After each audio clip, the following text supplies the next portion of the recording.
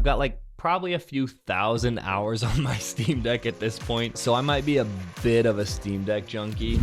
You should buy a Steam Deck in 2024, and here's why. The number one reason is portability. And when we talk about portability, the first thing that comes to mind, at least for me, is the Nintendo Switch, because yes, the Nintendo Switch is much smaller and more portable than the Steam Deck. But every time I use a Switch, I'm reminded why the Nintendo Switch just isn't for me. One of the main reasons is the ergonomics. I find that after about a half an hour of holding a Switch, my hands are starting to cramp up and feel pretty uncomfortable. You can get around that by just using an external controller, but then you're not being as portable as you were without it. But that's not even the main reason. The main reason that the Switch isn't for me and maybe isn't for you is the game selection.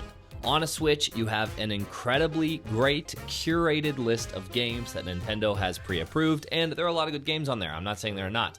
But there are a lot of games that simply cannot be played on the Switch. For example, a few of my favorite games right now are Helldivers and Elden Ring. Those are the two games that I'm putting in the most time right now. And those are two games that you cannot play on the Nintendo Switch, but you can play both of them, and I've played both of them extensively on the Steam Deck. And so while the Switch might be better for some people, it's not better for me because it doesn't have the game selection that I personally want. Whereas on the Steam Deck, I can play all of my Nintendo Switch games. Now, Nintendo, you cannot get mad at me and remove this video from YouTube. This is legal emulation where I own the games and I'm emulating them and I own a Switch, so you can't be mad at it. That being said, yeah, it's really easy to emulate Switch games, and if you're like, I want a Steam Deck, but I also want to play Zelda and Mario Kart and Smash Bros, you can do it on a Steam Deck. You just have to own the games in the first place, and then you can emulate them, no problem. The second reason you should get a Steam Deck is the price. Now, yes, you could get an ROG Ally or a Lenovo Legion Go, or I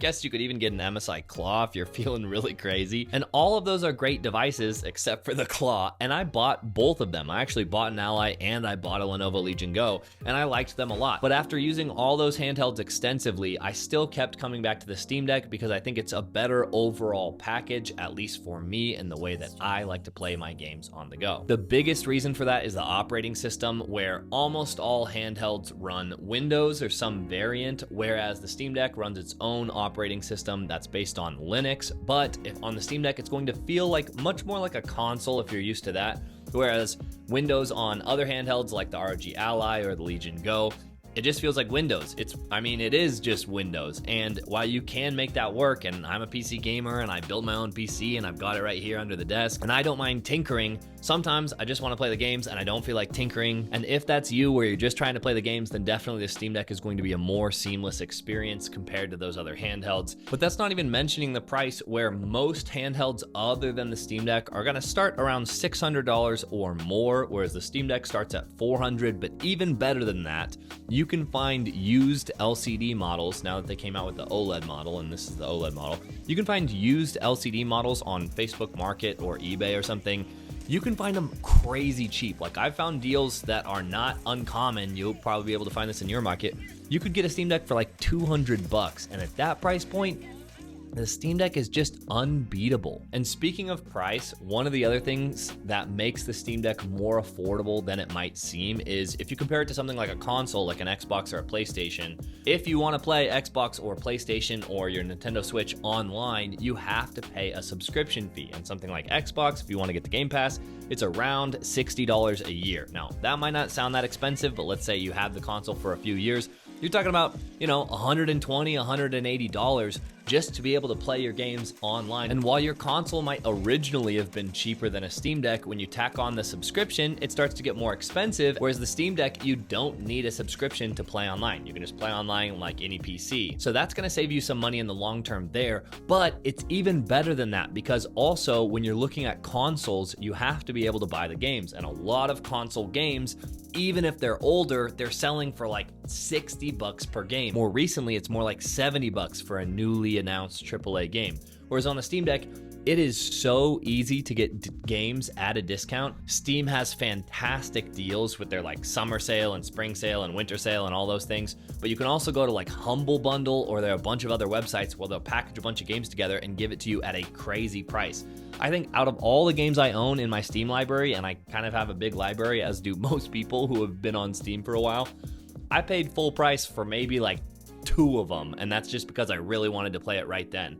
If you're willing to wait a little bit, you will always, or I should say almost always, get a cheaper game on Steam versus buying the same game for your PlayStation, Xbox, or Nintendo. And here's a great example of that. The Witcher 3 is an old game at this point, and yet if you want to buy it for your Nintendo Switch, it costs $60, where if you want to get it on your Steam Deck, it's going to cost like less than $10 generally. And if you look at the quality of what the Switch version of The Witcher looks like versus the regular PC or Steam Deck version looks like, it is a night and day difference. The Steam Deck just has so much more horsepower than the Switch does.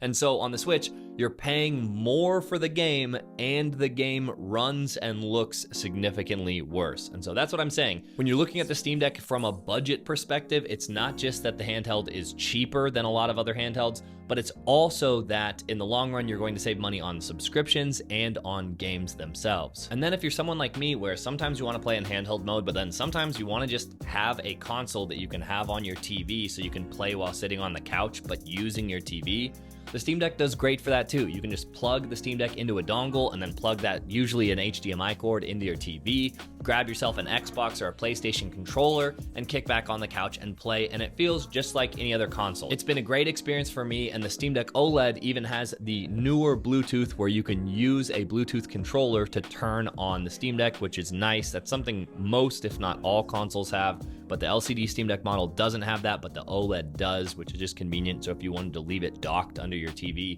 probably go with the OLED model. And I use the Steam Deck like this all the time. And I think this is one of those features where probably people don't care about it or don't talk about it, or maybe they care. I don't know. Maybe I shouldn't say they don't. But what I like to do is I'll take my Steam Deck and a dongle and I'll take it over to my buddy's house, and then we can play all the games on my Steam Deck, because usually my buddies, my friends, they usually have like an Xbox or a PlayStation already on hand. So they've got the HDMI and I just plug it into my Steam Deck, and then I have my whole games library.